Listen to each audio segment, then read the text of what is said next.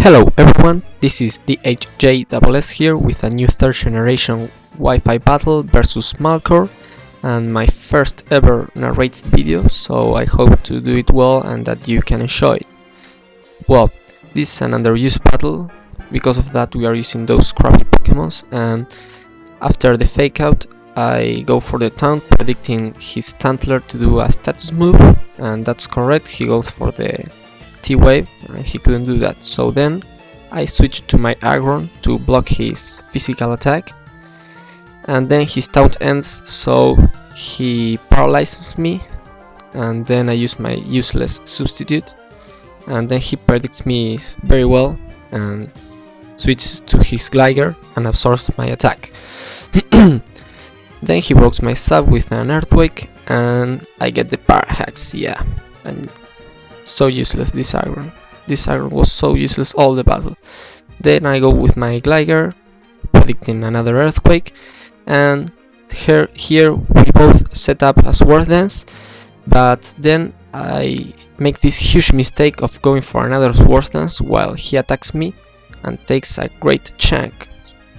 I went for the second Sword Dance because I was used to Gliscor in 4th and 5th gen, and well, that was a huge mistake, so he kills my Gligar and that's bad for me. So then I go with Electabuzz to hit it with Ice Punch, but he switches to his Grumpy that takes the hits like a boss, but yeah, freeze hacks.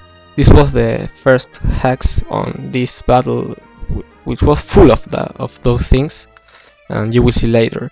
So he switches out his Vileplume, and I steal his leftovers, and then when he goes for the Sleep Powder I predict that and go with my Aggron, who is already paralyzed. Then he uses Aromatherapy, so his Grumpy now isn't frozen, and then I go for the Rock Slide, take a little damage, and then he goes with the Leech Seed, and well, my Aggron is paralyzed, yeah. And well, on this part of the battle I will speed up the video because it hasn't happened much. What's happening here is that none of us is going to switch because I'm afraid of taking return. My other Pokémon will suffer a lot of damage with his return, and he won't switch with his Gligar because he fears my Aggron having an Ice Beam. And on this part of the battle, where there are like 5 turns in a row where I can't attack because of Parafusion and a miss from my Rock Slide, so it's a little boring, yeah. Well, I take this time to tell you that there is a link of Malcolm's channel below in the description, and well, subscribe him, he's a great guy, and he has his own version of this battle. Yes, as we can see, he's still intact. I could only use a T-Wave on him, and then I receive damage, and yes, he's leeching my life. Yeah, that's it.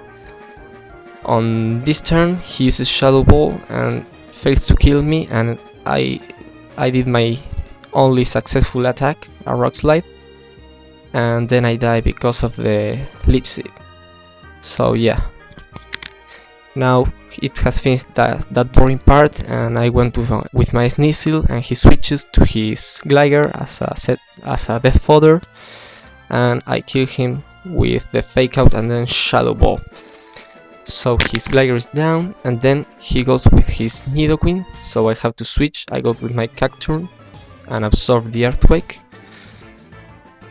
and then I used my Endure because I know he was going to stay and attack me, and yes, I survive with 1 HP, and my Salak Berry boost activates, and then I go for the Destiny Bond, but he predicts me and switches to his Bambi again, and my Cacturne will turn useless because here I attack, do him like half of his life, and then he kills me with return. So then I send my Lantern. I thought that with a Turf was going to be enough here, but as you will see, no, he survives and then goes with return, and unluckily to me, more hacks, he gets a crit. Yeah, but Lantern survives, and then I'm going to kill him with another surf here. Yes, and goodbye Bambi, he caused me much trouble. And then he goes with Vibrant. Yes, I took the risk to stay here because I had an ice beam and I hit him. He wasn't expecting that, and I was lucky that his sleep powder missed. So with another ice beam I can kill him because he had no more leftovers because my Electabuzz had stolen them. So then he goes with his Nidoqueen and kills me with an Earthquake. I couldn't switch anything here, and well, that crit I think that didn't matter, but the previous one did. And then I go with my Electabuzz, make an Ice Punch, and whoa, yes, another freaks hacks. I was very lucky here.